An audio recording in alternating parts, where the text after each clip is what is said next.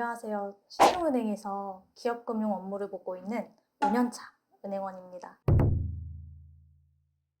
오늘은 은행원을 제가 인터뷰하러 왔습니다. 자소서의 진심이 사람? 안녕하세요.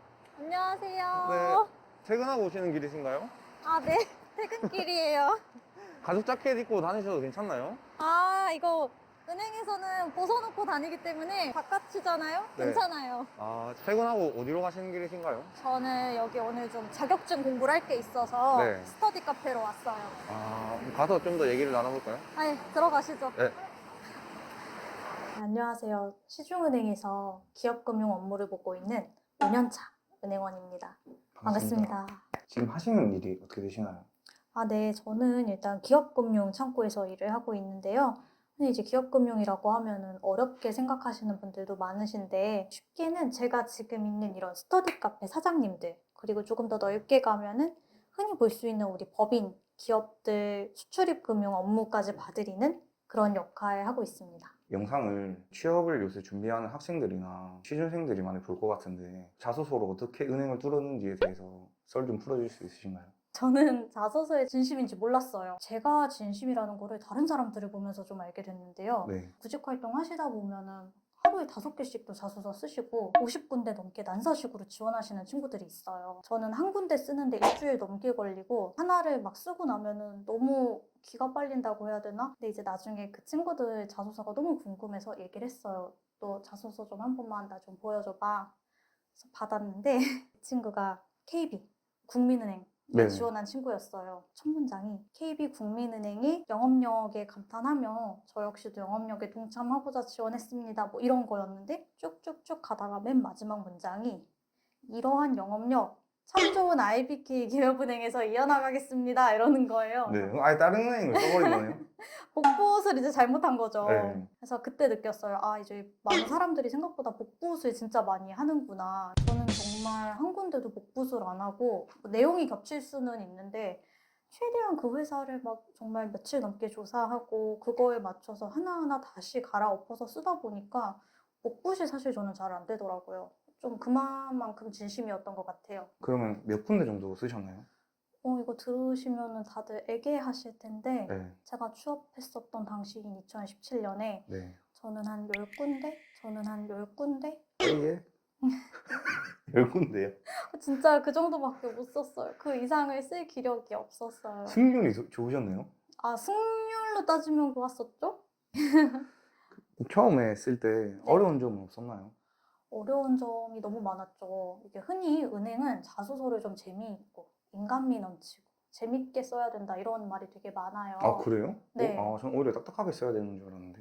저도 그런 줄 알았는데 이제 주변에서 다들 그렇게 얘기를 하더라고요. 네. 제가 아마 한 몇 년 전에 국민은행 인턴 자소서였나? 저한테 취미랑 특기를 물어보는 항목이 있었어요. 이건 뭘 써야 되지? 이러고 너무 감이 안 오고 그때 너무 어려웠어요. 저 사실 천장 보고 누워있는 거 되게 좋아하는데 네. 그러세요? 근데 이제 그런 걸 쓸 수가 없잖아요. 네. 고민을 했어요. 진짜 이걸 쓸까? 이 천장 보고 누워있는다는 걸 재밌게 써볼까? 막 이러다가 취업도 약간 소개팅 같다는 생각을 그때 갑자기 불현듯 했어요. 소개팅에서 취미를 물어보잖아요. 약간 그 관점에서 이렇게 가만히 다시 생각을 하다 이 항목을 보니까 이 회사가 내가 주말에 누워있는 걸 궁금해할 것 같진 않고 내가 좀 이 은행과 어떻게 시너지를 낼 수 있을지를 물어보려는 거 아닌가? 약간 그렇게 생각이 갑자기 이제 전환이 되더라고요. 몇 날 며칠을 고민을 해보니까. 그 소위 어그로 끈다고 하죠. 네. 쇼호스트 흉내내기 막 이런 거에 썼던 것 같아요. 금융 상품을 계속 판매를 하는 곳이다 보니까 정확하게 어떤 정보를 전달하고 부끄러워하지 않고 말을 할 수 있는 약간 그런 쪽으로 이어가면서 얘기를 했던 것 같아요. 제가 자소서에 좀 진심이었구나라는 걸 오히려 이렇게 느끼게 된 게 네. 내가 오늘 지원을 할 회사가 만약에 포스코다. 포스코를 조회를 하면은 내가 보는 기사는 남들도 보는 기사 다 똑같거든요. 네. 그런 게 아니라 좀 오래된 기사부터 보면서 내가 바라보는 이 회사는 내가 주관적으로 느끼기에 어떤 회사인지 좀 그런 나만의 시각을 갖추려고 조사를 되게 열심히 오랜 기간 했어요. 자연스럽게 조사에 시간이 많이 걸리니까 작성하는데도 당연히 시간이 오래 걸리고 보통 하나 쓸 때 몇 시간 정도 걸리나요? 몇 시간은 아니고 정말 일주일? 이 정도 걸리는 것 같아요. 하나 일주일이요? 거의 저는 그 정도 걸렸어요. 아, 이 자소서를 한번 보여드려 볼게요. 네. 이거는 제가 사실 합격했었던 유통회사 보여드리자면요. 사실 세상에 편의점 회사는 진짜 많아요. 그 중에서 내가 왜 GSFD를 써야 할까? 이거를 정말 신문 기사를 한 몇백 페이지를 읽었던 것 같아요. 그때 당시에. 네. 근데 제가 이마트도 BGF도 안 하고 있는 딱 하나를 발견했어요. 그때가 벌써 5년 전이거든요. 네. 그때 당시 최초로 반려동물 시장에 좀 엄청나게 아. GS25가 좀 뛰어들었어요. 아, 네네네. 사실 이게 잘 될지 안 될지는 그때 당시에 저는 알 수는 없었지만 네.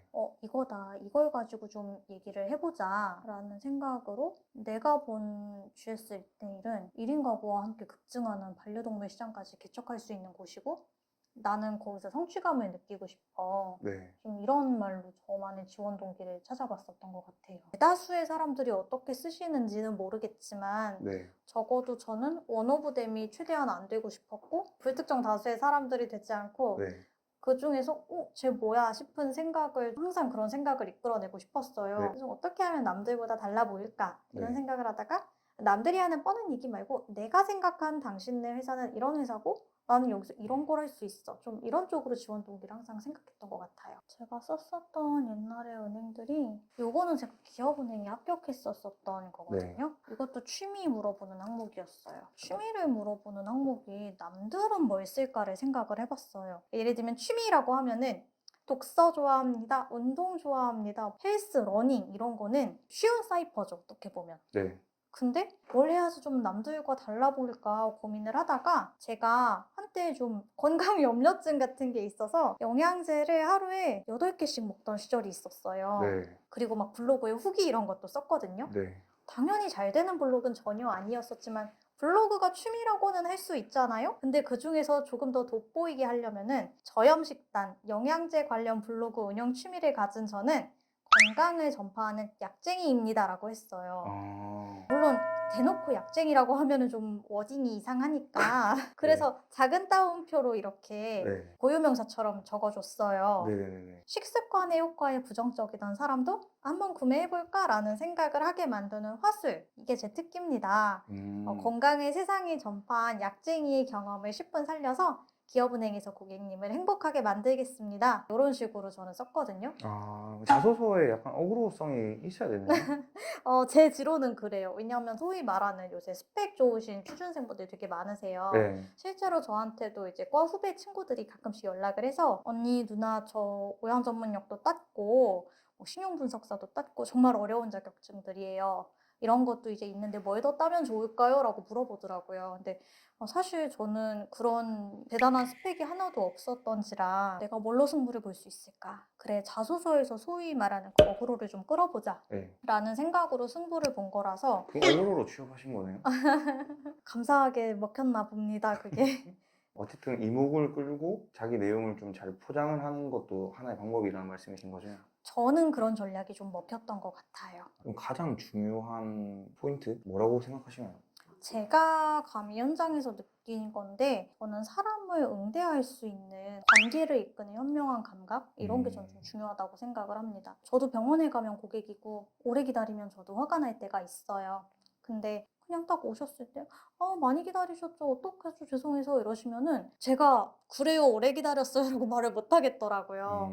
약간 그런 식으로 사람과 사람의 마음을 유연하게, 현명하게 이끄는 감각? 저는 이런 게 중요하지 않을까 싶어요. 그리고 실제로 그런 부분을 저도 자소서에서 나타내려고 했는데 이 자소서도 한번 보여드릴까요? 네. 이것도 네. 기업은행 항목이었는데요. 네. 뭐야 왜 이렇게 짧아라고 하실 수 있겠지만 그때 당시 기업은행 자소서는 항목이 한 200자 안에 끊기기 진짜 그래요? 짧아요. 항목이 약간 자신의 강점과 단점을 얘기하래요. 네. 흔히들 많이 말씀하시는 게 자소서에는 소제목을 다 달아야 하지 않나요? 라고들 많이 말씀을 그렇죠, 하시는데 그렇죠. 네. 저는 이때는 소제목을 달기 어렵다라는 판단을 했어요. 그 대신에 저는 이 채점자를 무조건 편하게 해드려야 된다고 생각했어요. 읽기 편하게. 네. 이 사람들을 읽기 불편하게 만들잖아요? 그럼 이분들은 우리한테 탈락이라는 방식으로 복수를 한다고 생각했어요. 그래서 이분들을 어떻게 하면 소제목이 없어도 읽기 편하게 해드릴까 고민을 하다가 1번, 2번 작게 이렇게 분류를 해놨어요. 좀 그래서 시각적으로 보기 쉽게. 맞아요. 1번, 2번을 달아도 되나? 칸 나누기를 해도 되나? 소제목 쓰고 내용 써야 되는 거 아닌가? 소제목이 갑자기 없다가 중간으로 빠져도 되나? 이거를 굉장히 사람들이 어려워 하시더라고요. 네. 근데 저는 이렇게 생각했어요. 이게 어떠한 포맷이 정해진 것도 아니고 어차피 읽는 사람을 편하게 해주면 되는 거 아닌가라는 생각으로 저는 좀 형식 파괴를 많이 했던 편이에요. 예를 네. 들면 지금 보여드린 자소서처럼 1번, 2번 호번을 한다거나 네. 마치 소설책처럼 큰 따옴표로 대화를 넣기도 했어요. 예를 들면 제가 친구랑 멀리 여행을 가다가 지갑을 잃어버린 상황을 쓴 적이 있었는데요. 따옴표로 우리 이제 그만 찾자. 다음으로 아니야 한 번 더 하자. 막 이런 거를 했었어요. 조금 읽기 편하시라고 재밌으시라고. 글의 생동감을 부여를 하시네요. 맞아요. 자소서에 이 내용을 좀 녹이면 도움이 될 만한 그런 것들이 있을까요? 자격증이 있으시다면은 그거를 있습니다라고만 그냥 얘기하시기보다는 왜 이런 자격증을 어떠한 계기로 준비하게 되었고 이걸 공부하면서 내가 느낀 것이 무엇이고 이걸 이렇게 좀 활용해보고 싶어요 라는 식으로 풀어가시면 훨씬 더 좋지 않을까라는 생각이 우선 첫 번째로 들고요. 네. 그리고 두 번째로는 자격증이 없는 사람들은 이런 걸 자소서에 어떻게 녹이면 좋을까요? 이제 이런 부분들이잖아요. 네. 저 같은 경우는 영업력을 좀 얘기하고 싶었어요. 네. 이런 스터디 카페가 생기기 전에는 독서실이 우리 세대 때 많이 있었잖아요. 네. 독서실 총무 아르바이트를 하면서 그때 제가 나름대로 제 기준의 영업력을 한번 발휘한 적이 있었어요. 네. 그날도 총무라서 이렇게 공부를 하고 있었는데 어떤 학부모님이 오시는 거예요. 여기 뭐 공부가 왜 이렇게 비싸요? 다른 독서실보다 한 10만 원이 비쌌어요, 월에. 많이 비싸네요. 많이 비쌌죠. 그래서 여기는 왜 이렇게 비싸요? 뭐가 달라요? 이러시는 거예요. 근데 제가 이제 그때 대학생 때 생각을 해보기를 그냥 구구절절 뭐 백색 소음이 있고요. 제가 청소를 열심히 하고요. 뭐 이런 얘기를 하는 것보다 좀 앉아보시면 어떨까 이 생각이 드는 거예요. 그래서 제가 가지고 있었던 신문 드리면서 앉아서 체험해보시지요 이랬어요. 그리고 진짜 한 10분, 20분 앉아 계시더라고요. 근데 이제 나오시면서 괜찮네요, 쾌적하고 이러고 이제 결제를 하시는 거예요. 되게 많은 사람들이 뭐 저는 파리바게트 아르바이트생이지만 매출을 110% 달성했습니다. 영업력으로 이끌어낸 결과입니다. 라고들 하시는데 사실 저는 그런 걸 보면 되게 의문이 들어요. 항상 실제로 저거 110% 계산을 다 한 건가? 그냥 공수표 아닌가? 이제 저는 감히 그런 생각을 하거든요. 그래서 저는 조금 더 진정성 있게 내가 사장님을 참 따르는 분이었고 그러한 이유로 영업력을 이렇게 발휘를 하고 싶었고 단 한 명의 학부모 손님일지라도 남들이 말하는 몇 퍼센트 상승이 아닐지라도 내가 좀 어떻게 이걸 늘렸다라는 이야기를 하면 좋을까를 고민을 해서 녹였었던 것 같아요. 구체화, 디테일, 약간 이런 쪽으로 얘기를 해볼 수 있었던 것 같아요. 메뉴 볼 때는 안 떨리셨나요? 면접 볼 때 엄청 떨리죠. 기억나세요? 사실 떨려서 기억이 잘 안 나기는 하는데 최대한 소개팅에 가는 마음이다 이런 생각으로 항상 면접에 갔던 것 같아요. 한 방에 붙으셨나요? 제가 지금 다니고 있는 회사도 네. 그리고 자소서를 보여드린 기업도 다 한 방에 붙기는 했습니다. 그 소개팅 마인드를 계속 잊지 않으려고 했던 것 같아요. 소개팅은 한 방에 붙으셨나요? 안 그럴 때가 더 많은데 어떡하죠? 지금 취업을 하고 상상했던 현실이랑 좀 비슷한가요? 그거는 제가 상상했던 현실은요. 네. 4시에 문 닫고 정말 집에 갈 줄 알았어요. 4시면은 오케이 이제 문 내렸으니까 이제 진짜 일을 시작해 볼까? 약간 이런 느낌이라서 네. 많이 다릅니다. 많이 아. 다르지만 또 재밌어요. 재밌고 즐거울 때도 많고 보람찰 때도 되게 많아요, 사실. 인센티브 받을 때요? 인센티브도 즐겁지만 네. 코로나 때문에 되게 어려웠잖아요. 근 2, 3년 동안. 당장 이제 직원들 월급 줄 돈이 없다 이러시는 분들 또 정부에서 되게 혜택 좋은 대출들 많이 나왔었거든요. 그런 거 해드릴 때 말이라도 고맙다고 하시고 까만 비닐봉지에 뻥튀기 같은 거 담아서 시장에서 사오셔서 고맙다고 이러고 주고 가시고 그러면은 네. 그게 되게 인센티브보다 이상한 게 더 기억에 남아요. 그럼 돈보다 뻥튀기 더 좋아요. 비트코인이랑 주식은 하시나요? 아니요. 사실 장이 있는 시간에 뭘 해야 하다 보니까 비트코인은 이제 24시간. 어, 앞으로의 꿈은 무엇인가요? 꿈이요. 네. 행장? 행장 너무 좋네요. 너무 좋은데 AI에 대체되지 않는 휴먼 뱅커. 일치어 휴먼 뱅커가 되고 싶습니다. 뭐야 요새 펀드도 다 AI 통해서 가입하면 편하잖아. 인터넷으로 다 되는데 뭐해? 라는 인터넷 댓글을 볼 때마다 사실 마음이 되게 아파요. 그 이상의 가치를 제공할 수 있는 사람들이 정말 많은데 그래서 끊임없이 AI에 대체되지 않도록 내가 뭘 하면 좋을까? 이런 생각으로 좀 더 전문성 갖춰보자 라고 하면서 오늘도 이렇게 자격증 공부하러 스터디 네. 카페 왔습니다. 네. 앞으로의 꿈을 응원하겠습니다. 감사합니다.